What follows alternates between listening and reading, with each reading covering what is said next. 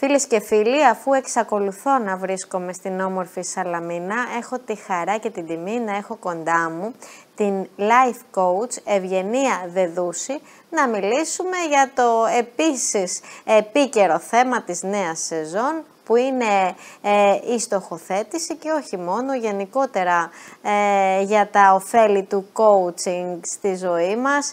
Κυρία Δεδούση, ευχαριστώ πάρα πολύ για την αποδοχή της πρόσκλησης στην εκπομπή. Είναι τεράστια έτοιμη. Εγώ σας ευχαριστώ. Κυρία Δεδούση, πείτε μας λίγα λόγια για το coaching, αλλά και για το πώς το προσεγγίζετε εσείς. Το life coaching είναι ένα ταξίδι αυτογνωσίας, ένα ταξίδι εξέλιξης, ένα ταξίδι ανάπτυξης. Ο τρόπος που το προσεγγίζω εγώ είναι να υποστηρίζω τον coach, το άτομο που έχω απέναντί μου, να αποκτήσει επίγνωση όχι μόνο των σκέψεών του και των συναισθημάτων του, αλλά ολόκληρης ύπαρξής του. Να αποκτήσει και πάλι σύνδεση με την πηγή και να νιώσει πως είναι ένα ολοκληρωμένο και όχι μόνο αυτό που έχουμε μάθει να βλέπουμε μέσα από το μυαλό μας. Πού απευθύνεται λοιπόν το life coaching? Σε όποιον θέλει να γνωρίσει καλύτερα τον εαυτό του, να εξελιχθεί και να βιώσει την ολοκλήρωση. Όπως είπαμε, είμαστε στη νέα σεζόν, πάντα αυτή την εποχή έχουμε γυρίσει, έχουμε επιστρέψει με γεμάτες μπαταρίες, ανανεωμένοι, με διάθεση να κάνουμε αλλαγές στη ζωή μας, να πετύχουμε νέους στόχους για αυτή τη χρονιά.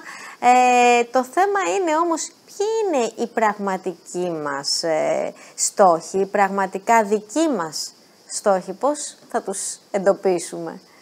Καθαρά δικοί μας στόχοι δεν υπάρχουν. Είμαστε μια συσσόρευση γνώσεων και εμπειριών από τη δική μας ζωή, από την κοινωνία, αλλά και από την αρχή της δημιουργίας. Όσο όμως μαθαίνουμε καλύτερα τον εαυτό μας, γνωρίζουμε ποια από αυτά τους στόχους τέλος πάντων που έχουμε στη ζωή μας είναι αυτοί που εξυπηρετούν το δικό μας δρόμο προς τη δική μας εξέλιξη και ποια από αυτά τα έχουμε στη ζωή μας επειδή χρειαζόμαστε τη σύνδεση με τους άλλους ανθρώπους, την αποδοχή τους ή να πάρουμε αξία από τους άλλους ανθρώπους. Οπότε με το life coaching, μαθαίνοντας τι εξυπηρετεί το δικό μας δρόμο, γνωρίζουμε τι θα κρατήσουμε αλλά και τι θα αφήσουμε πίσω. Η αυτογνωσία είναι ένα κομμάτι απαραίτητο για το ταξίδι προς την Ιθάκη? Πιστεύω πως είναι. Για να μπορέσουμε να περπατήσουμε στο δρόμο μας, να γνωρίζουμε, όπως είπαμε και πριν,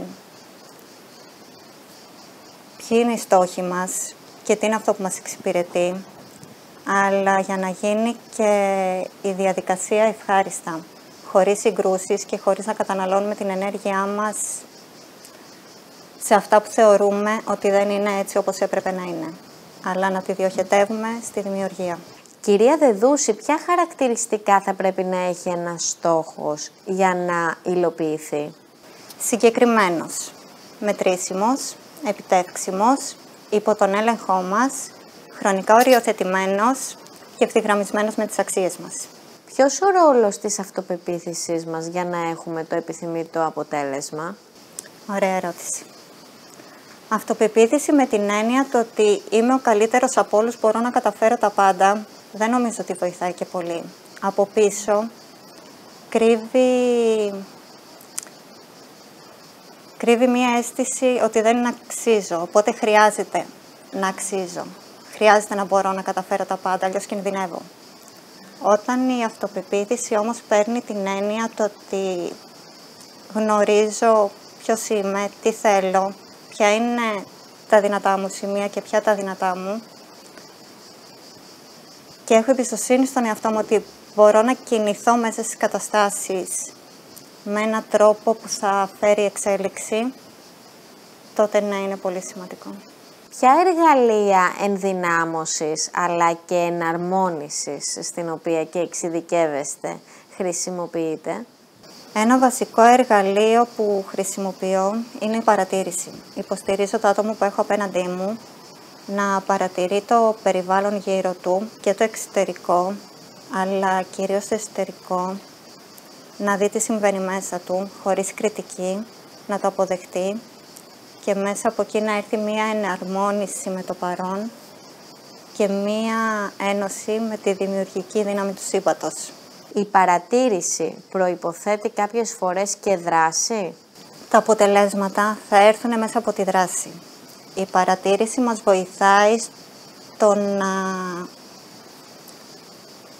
δούμε τι συμβαίνει τόσο στο εξωτερικό περιβάλλον όσο και μέσα μας, να το αποδεχτούμε, και τότε η δράση δεν είναι μία αντίδραση, αυθόρμητη αντίδραση στα γεγονότα μέσα από τους προγραμματισμούς μας, αλλά είναι μία δράση στοχευμένη που πηγάζει, ας το πούμε, από τον ανώτερο εαυτό μας και φέρνει αποτελέσματα όμορφα, όχι μόνο για εμάς, αλλά για όλο το σύνολο. Κυρία Δεδούση, θα ήθελα να κλείσουμε με κάποια tips στοχοθέτησης και επιτυχίας για μια δυναμική νέα σεζόν. Λοιπόν, τα χαρακτηριστικά ενός στόχου τα είπαμε. Θέτουμε τους στόχους μας που να πληρούν τα συγκεκριμένα χαρακτηριστικά. Βρίσκουμε τη διαδικασία για να φτάσουμε σε αυτούς, τα βήματα που χρειάζεται να ακολουθήσουμε. Και μετά απελευθερωνόμαστε από κάθε ανάγκη επίτευξής τους.